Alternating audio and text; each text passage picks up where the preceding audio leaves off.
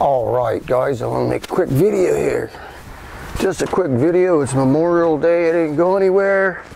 Price of gas, it's just not worth going anywhere right now. So, it was a couple weeks ago, I was out in Death Valley National Park, right? And I was using my portable fridge freezer here.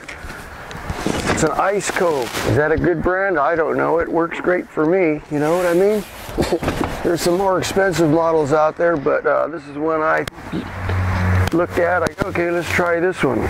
First one I've owned. It saves me a lot of expenses on buying ice. Ice don't last very long out there. So far, everything works great. I've had people ask me about it online, and you know, what can I tell you? I've only had one. This is my experience. It works, right? It's a fridge freezer. You can set the temperature up here. It's got an economy mode. It's got a, it'll run max, and it has an economy mode where it's made to save you power, so it's cutting back on power usage on the compressor and the fan and all that stuff. That's basically to save your battery, right? So remember that although it does run on AC power and DC power, and it comes with all the cables to just plug in your cigarette lighter, remember that once your engine is not running, you're running off your battery. You don't want to drain the battery, right? That's your start battery. So I've seen some people out there, some other YouTubers got a fridge freezer and they're all jazzed about that, you know. Oh yeah, it plugs into the cigarette lighter. And it's not magic. That power is coming from somewhere, right? It's coming from your start battery. That battery is basically made to start your vehicle. It's not meant to be drained down. So for that reason, this has a switch on here, a cutoff switch, a low, a medium, and a high. So if you're running your start battery, I recommend you put this on high. That means this cooler will shut down once your battery gets to, I believe it's 11.1 volts. So your battery drains down. You don't want to drain it completely because you need a start battery, right? You need the battery to start your car. I'd put it on high. If you're running a deep cycle battery like I'm running, I got a 2-battery system. I'm running a deep cycle battery back here in the back of the truck. That deep cycle battery is meant to cycle. You can drain it down and charge it up, drain it down and charge it up. It's made for that. Whereas your start battery is just made to start your vehicle. So the deep cycle battery can drain all the way down. I can put this down on low, and I believe the cutout is 9 volts. This will shut down when the battery gets down to 9 volt. Now, when I was out in Death Valley, it was 108 degrees one day, and this thing was working really hard. It was using a lot of power, and I didn't realize it, but I had it set on high. So sometime at night, the battery got down to 11 volts, and it cut out. In the morning, I thought maybe this thing had blown out or something. I go, it's not working. It had a code on there, E1. That just means it cut out. The battery went low, so it cut out at 11 volts. It could have gone lower if I would have put it on low, and I would have been fine, because that's my deep cycle battery. That's my auxiliary battery. It's not affecting my start battery. So just remember that. You got to power these things. You don't want to drain your start battery, right?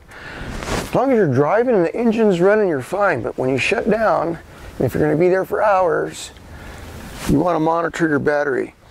Now, this cooler will run off this battery pack. This battery pack has a 12-volt plug on there, the cigarette lighter plug. Stuff like this will run your cooler, but it's not very long. You know, it all depends on the size of the battery. So for my auxiliary power setup, I am running just a inexpensive lead acid marine deep cycle battery. I think you could buy these for like $100 at Walmart. It's a Walmart EverStart deep cycle marine battery. I believe it's 100 amp hour rated, but it's also can be used to start the vehicle.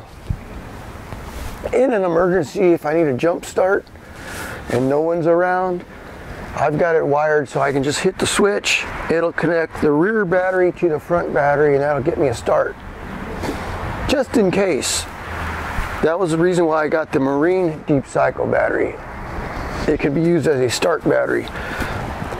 Okay, so there's $100. Very inexpensive, but that battery's got to be charged, right? So remember that.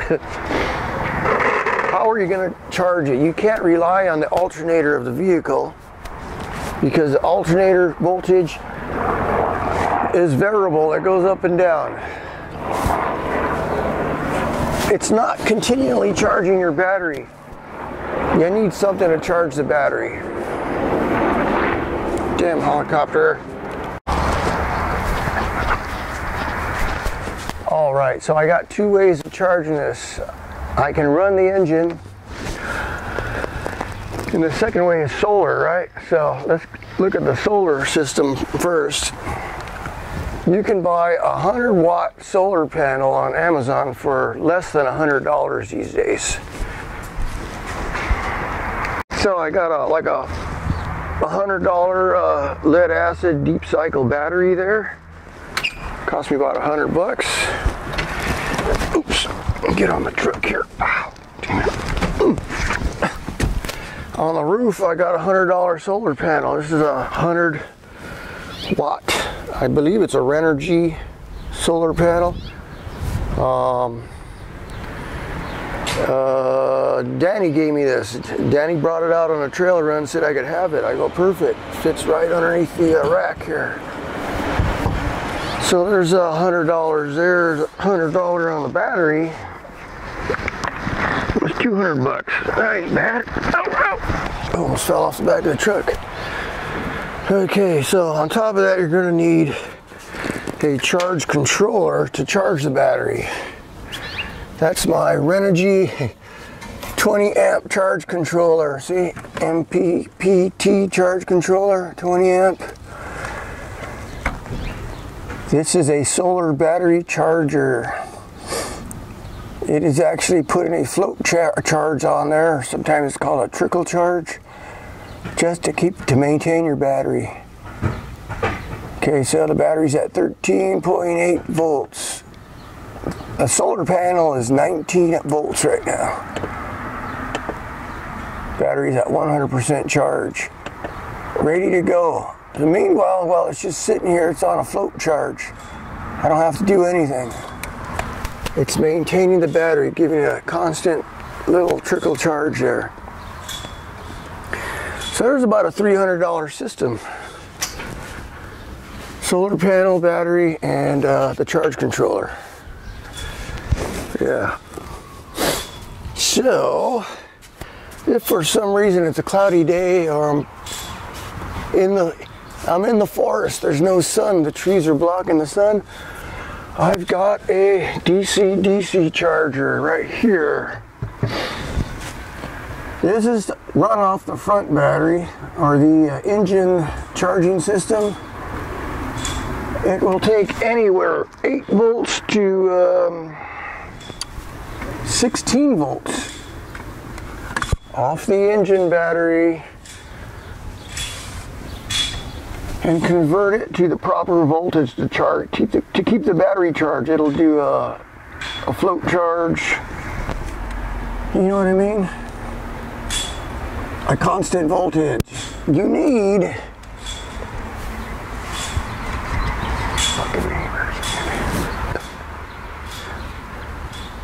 in order to charge your battery, you need more than 12 volts, okay?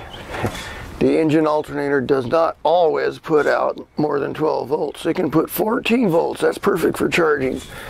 But that'll go all the way down to 11 volts. It's just not, you can't count it to charge your battery. So that's why I got a DC to DC charger. This is under $100. They got bigger ones, but this is a 20 amp. Everything is 20 amp rated. There's my battery switch. There's no battery. There's the auxiliary deep cycle battery, and then if I should need a battery charge or a jump start, I can hook both batteries together right there. That's all that is. So there's what, $400? So there's a $400 system. On top of that, I got the an inverter. This inverter, how much was this inverter? Like 150 bucks, 1500 watt, modified sine wave. I've run my television off that. I've run my PC off that. I've got it rigged up to plenty of outlets out here. I've got, this thing was cool because it came with all these outlets. Some LED lights and USB ports there. This has USB ports on there. And then I got another 12 volt outlet here, cigarette lighter, USB ports, and the switches control my lights and the doors.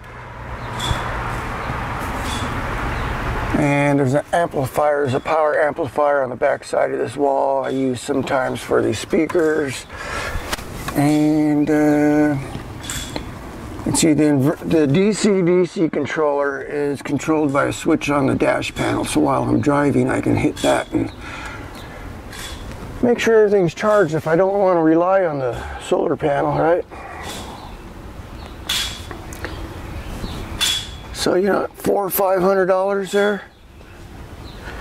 You can spend more. I could put 2 solar panels. I can put a lithium-ion battery, you know. I seen a 200 amp hour lithium-ion battery. I think they were about 600 bucks. So that'd be your big expense, your battery. But do you need a bigger battery? See, I went with the cheaper battery just because it's like, let's try this out, see if it works. It works fine. I could put 2 batteries in there if I wanted to. Or I could buy the bigger lithium-ion battery, but do I really need that much power? I mean, when do I go out? Once every couple of months? And I use it overnight, like on a weekend? You know, I'm not living out of the truck. Now, if you're living out of the truck, you might want to buy a $600 lithium-ion battery, or maybe even I saw 1,000, I think it was 1,000, maybe it was 400. 400 amp hour lithium-ion battery was $1,600, I think.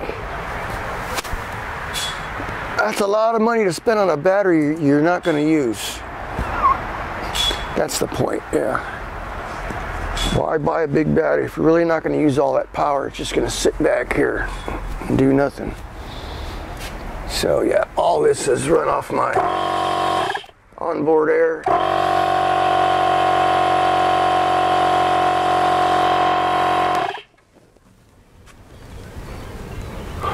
Yeah. So like, till the next trip, I know everything's charged. Ready to go. Reason why I'm making this video, yeah, I saw a couple of other YouTubers out there got the freezer, and I'm like, well, that's nice, but now you need to power it. So then they're advertising, you know, I guess you get sponsored by Jackery. Oh, I got this Jackery thing here, it's great. Got to set up the solar panels. You got to charge it, and Jackery still has to be charged. So it's just something to think about. And the ones I saw were like $1,000. Like $1,000. My system there costs half that. It's basically the same thing, except their battery is in a box. And it doesn't come with the solar panel. Solar panels are extra, right? And I don't think you can use it to start your vehicle. You know? I don't think you can get a jump start off Jackery. Oh, yeah, I got a 0 gauge wire running from this battery down under the truck in the conduit. Where are we at? Is that it? Oh no, it's the blue one. This one right here. Yeah. It goes there. It goes through this cross member out the other side to the battery back there. Isn't that cool? Yeah. Just in case, I could have run a smaller wire like a 4 gauge, but for a jump start, you want a big wire. All right, I think that's about it. I don't want to make this video too long. Oh, this is pretty do-it-yourself thing, experimental, you know. I redid this twice. If I were to do it again, yeah, sure enough, I'd do it a little different. I'd do it a little differently. I've seen guys do these panels real nice and neat where they run all the wires behind their backer board. See, this is a piece of plywood back there, so I could screw everything on and I can move things around if I want. If you want to do it neat, you can put the wires behind the panel, leave a gap back there so you run all your wires. Oh, it looks really neat. But if you ever want to change anything, oh man, how do you get to the wires? They're all behind the panel. See me, I can change anything I want here. I can take this big fuse block out. I only got 3 fuses in there. I should have got a smaller one, you know? Yeah. Well, something to think about till next time. This little box here is just a little tool case from Harbor Freight. I used for my purposes, repurposed it, right? There's my relays for my LED lights on the roof. The switch panel itself is a marine grade switch panel I bought. I go, it fits perfect in there. It comes pre-wired. I go, yeah, perfect. And this thing is sealed. There's a gasket on here. Perfect for the back of the truck. I added a switch. This is the master power switch. Yeah. Like I said, if I were to do it again, yeah, I'd do it a little differently. But you know, it's like this whole truck, I'd do things differently. I did not want this big old honking bumper, but it's what they had at the time. 2018, there wasn't a big selection on aftermarket products for this truck. ARB said they had one coming for me. Yeah, no, those guys just never came through with their bumper. I wanted the ARB bumper, but they dropped the ball on that. Right, Boston's.